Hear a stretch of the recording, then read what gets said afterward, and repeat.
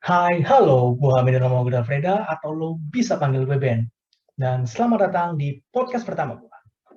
Podcast pertama dibuat gara-gara tugas akhir. Waduh, menarik nih. Tugas akhir bikin podcast. Modern sekali, gaul.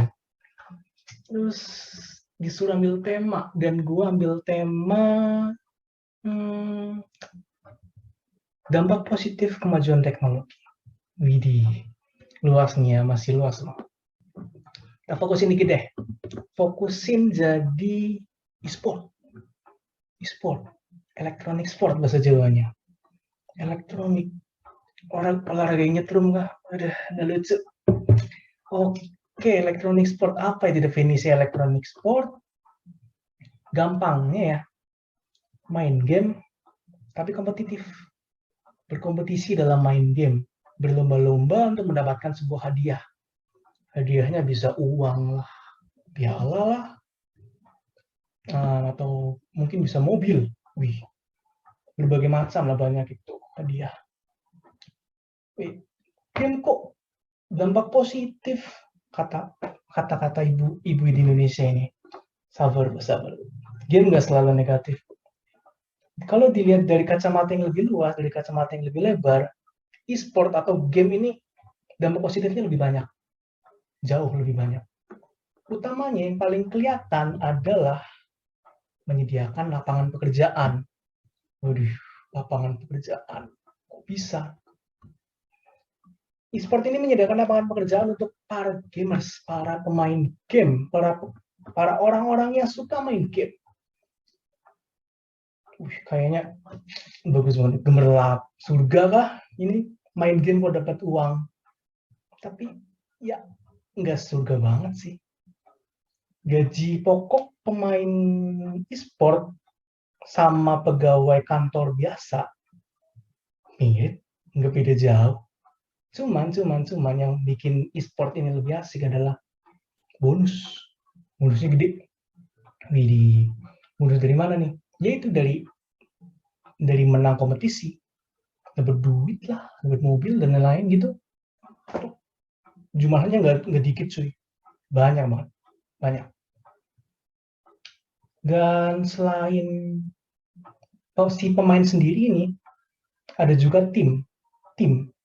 Timnya kayak tim olahraga biasa seperti kayak sepak bola lah, basket lah, volley lah, Liverpool, Arsenal, Chicago Bulls, mirip-mirip kayak gitu.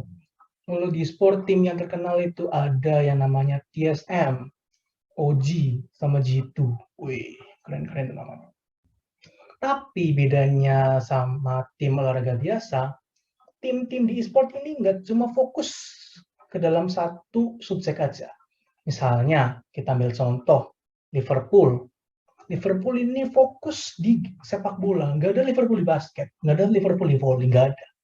Tapi misal di e-sport, ada tim TSM yang terkenal itu dengan tim League of Legends-nya.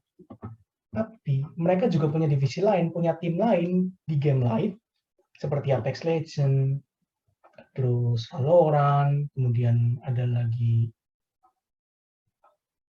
Dota, seperti itu. Banyak variasinya gitu di tim e-sport. Nah, di tim e-sport ini yang merupakan sebuah organisasi, tentu saja mereka butuh orang, butuh staff. Wih, ada staff keuangan lah, manajer lah, coach atau pelatih buat si pemain tadi lah. Wih, terus ada juga staff merchandise yang ngurusin merchandise.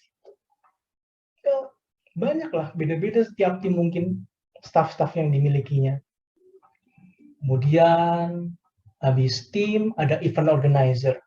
Wih, kok ada event organizer sih? Lah, si e-sport ini kan menggelar turnamen, kompetisi. Nah, si kompetisi ini kan butuh yang namanya orang yang ngelola. Nah, ini event organizer yang bikin si e-sport ini jadi bagus, jadi enak buat ditonton, dikelola dengan baik, dengan benar gitu, biar bisa ditonton, biar bisa wah gitulah. Dan kemudian ngomongin turnamen e-sport, gimana sih sistemnya? Gimana coba? Ya si sistem ini mirip kayak si olahraga biasa, olahraga tradisional biasa kayak sepak bola gitu balik lagi. Ada yang poin-poinan, ada yang pakai group stage kayak gitu, ada yang pakai 1v1. Beda-beda lah, tapi mirip sama kayak tadi olahraga tradisional gitu. Tapi kalau mau dibedain sama olahraga biasa, olahraga tradisional itu ya, si turnamen e-sport ini bisa online dan juga bisa offline. Balik lagi ke dulu, turnamen pertama e-sport di tahun 1970, itu game yang dimainin Space War kalau nggak salah. Game Space War itu mereka di aula gede, terus bayangin rental PS.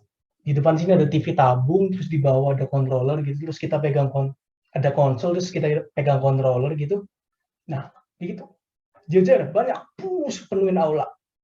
Rental PS massal gitu lah. Bayangin aja gitu. Mirip-mirip gitu lah.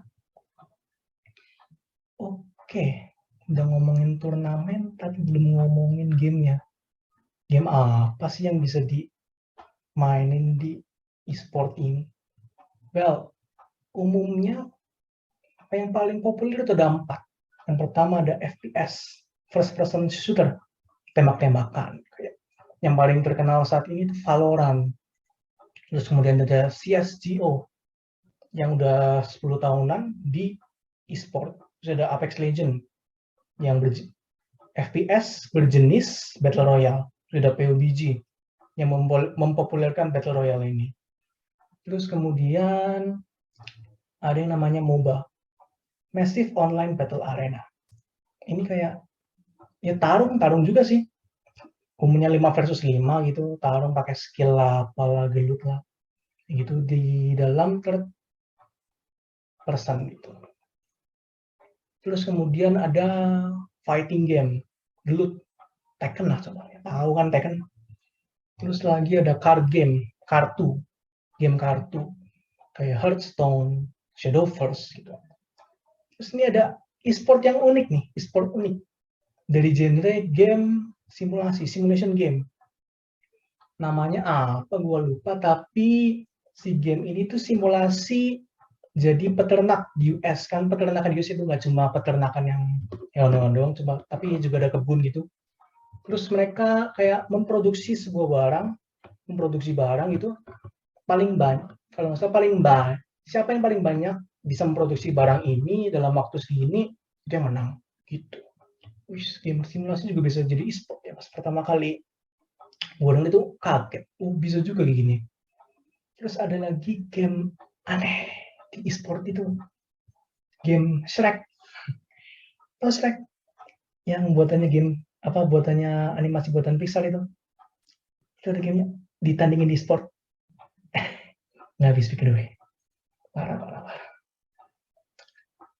Oke, terus bahas apa lagi ya? Bahas e-sport di Indonesia nih. Apa yang bikin salah satu game ini membuat e-sport di Indonesia jadi populer? Game tersebut adalah tadi udah disebutin Mobile Legends, game MOBA, Mobile Legends namanya. Game ini populer kalau nggak salah mulai dari tahun 2017 dengan seiringnya populernya si Mobile Legends ini, e-sport di Indonesia orang-orang mulai mengetahui e-sport di Indonesia. Walaupun e-sport itu sudah ada sejak dulu, ya tetap aja si Mobile Legends ini yang membuat terkenal, membuat orang-orang Indonesia tahu apa itu e-sport kayak gitu. Terus ada lagi game PUBG Mobile. PUBG Mobile itu versi mobile, versi HP-nya dari game PUBG yang originalnya di PC gitu. Juga populer. Terus kita lihat apa sih bedanya game e-sport yang populer di Indonesia dengan yang di luar negeri. Di luar negeri itu kayak Amerika sama Eropa lah ya. Game yang populer di Indonesia adalah game-game mobile, game HP. Itu paling terkenal di Indonesia. Sedangkan di luar, game yang terkenal adalah game-game PC, game-game komputer. Kelihatan kan ya? Kelihatan alasannya kenapa gini kan ya? Yep, bener. ekonomi. Perbedaan ekonomi di Indonesia sama luar negeri bikin kayak gini, beda populer gitu. Si HP ini kayak pelariannya gitu lah, pelarian nggak bisa beli PC, main game di HP, pelarian. Oke, ngomongin e-sport di Indonesia, jadi keinget dampak negatif yang tadi nih. Dampak negatif yang dibilang sama ibu-ibu di Indonesia apa aja sih? Dampak negatifnya. Jadi males main game terus, gak bantuin orang tua, lupa waktu, gak belajar.